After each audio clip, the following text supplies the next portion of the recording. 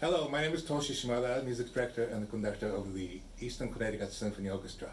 We have a wonderful, wonderful concert coming up on March 18th at 7:30 at the Garde Arts Center.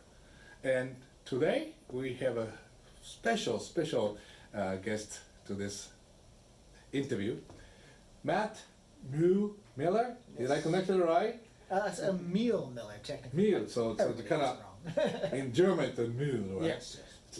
The name is interesting because it's both kind of have a Miller. Yes, actually, it's Matt. If you were translated, it's Matt Mueller. Yeah, that's what I thought. So. My parents combined it, and that's what I've been ever since. Yeah. Okay, that's great. And where are you originally from? I hail from East Central Illinois. Oh, wow. Whenever anybody thinks of Illinois, they always think of Chicago, but that's 4 hours away. I'm closer to like Indianapolis and St. Louis. Oh, I see. Yeah.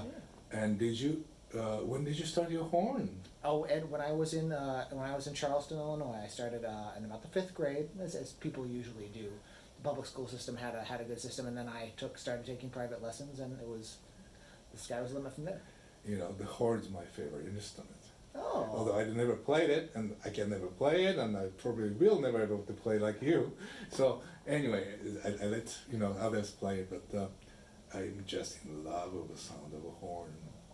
And let's correct the fact here. Many people say French horn.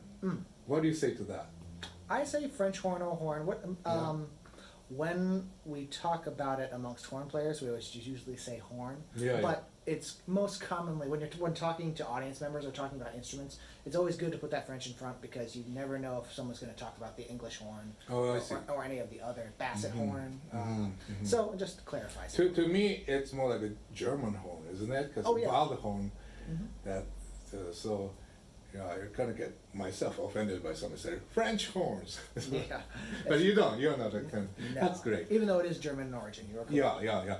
And speaking of a Walde horn, in this Benjamin Britten's Serenade for tenor and horn, they should say Serenade for horn and tenor and the strings, right?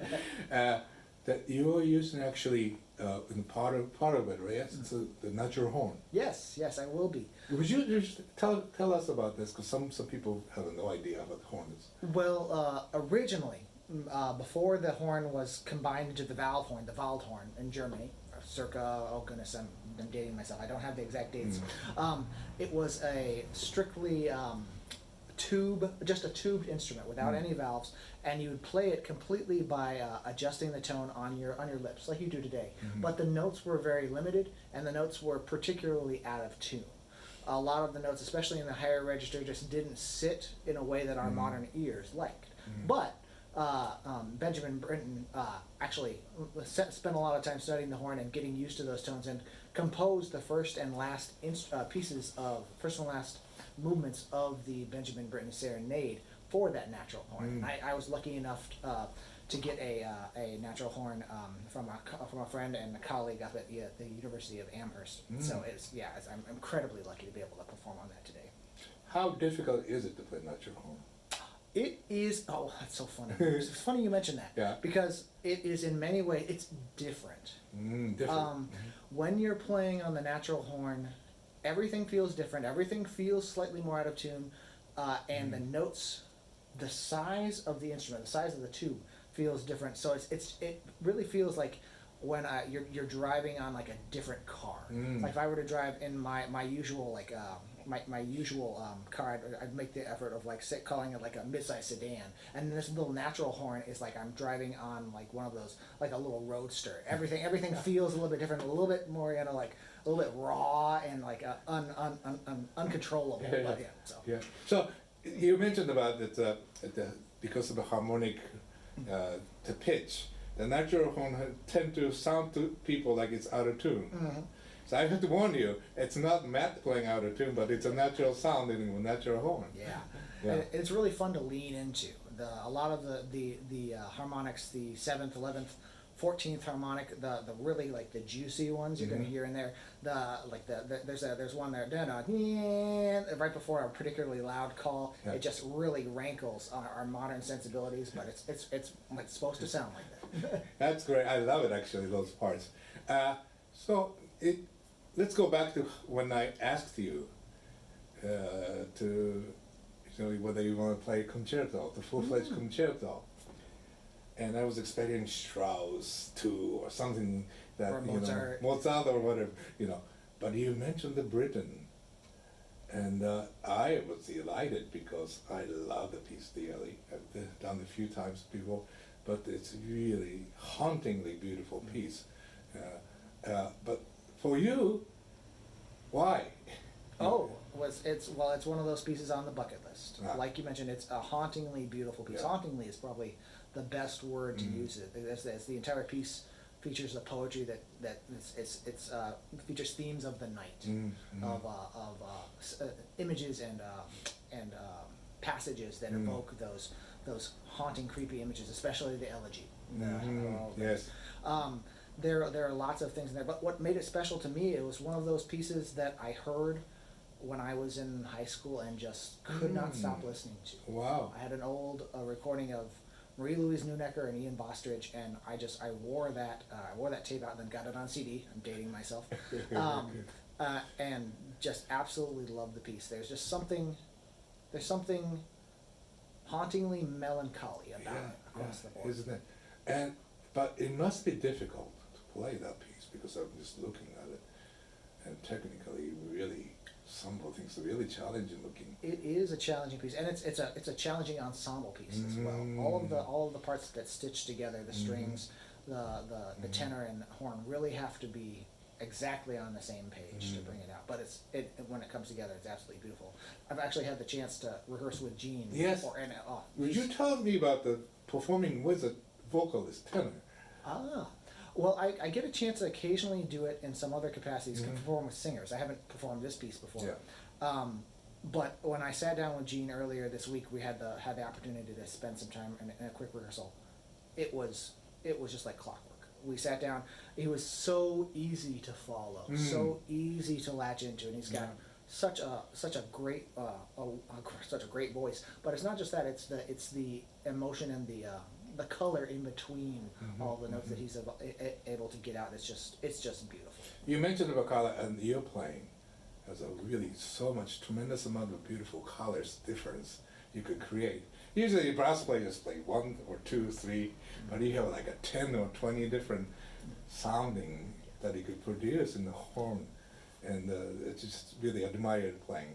Yeah. We're lucky that we have you as our principal. Thank you. Really do. And how is it at home? You are married to a cellist.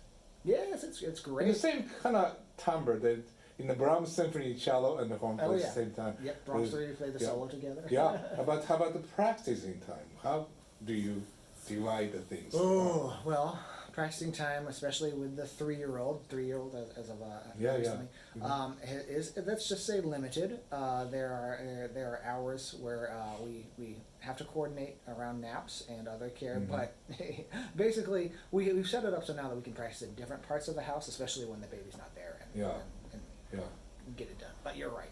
and you're still playing in the Coast Guard band? Yep. So you have that duties, and then playing the orchestra, and you playing other groups, and so you're quite busy in the taking care of baby. Yes, it's a fun time. Full life, yeah, that's great. Going back to again Benjamin Britten, when you want to tell orchestra, I mean we have already talked about many things, but what would they want to gain from this piece in a way, The orchestra, the entire, tell the audience, or the I'd say. Well, so they'll have a motivation to come to our concert to hear you too. The biggest thing I would say, this piece as well as the Brahms, they're both in the modern repertoire the best, or if not the best, one of the best settings of the written word to music. I see. The tone painting you get in the Brahms, the tone painting you get in the Britten, the colors that both the tenor and the horn splash on top of this beautiful palette of the strings underneath. That's why you mentioned the colors. That's why I wanted to do the Britten Serenade. You have to play incredibly soft and delicate. Yeah. You get to be a rollicking, like swashbuckling pirate in the and then you can also get to be dancing and nimble. There's so many sections to this piece that really bring the text to life. and that's what I would say the art. Well said, well said. Yeah, this is a performance that you cannot miss, actually. Not often performed around here.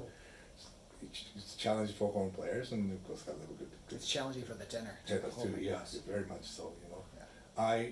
I know that when Britten was writing this piece, he was also working on the Peter Grimes, which is equally haunting opera too.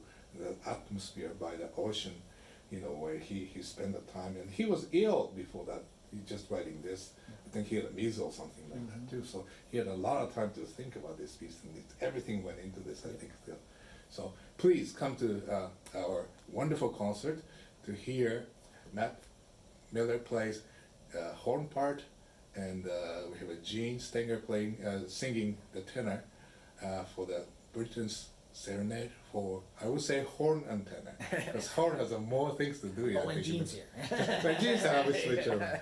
So, and along with Brahms' a German Requiem performed on March 18th, which is coming Saturday, 7:30 at the Garde Arts Center. Thank you very much, Matt. Thank you. Looking forward to it.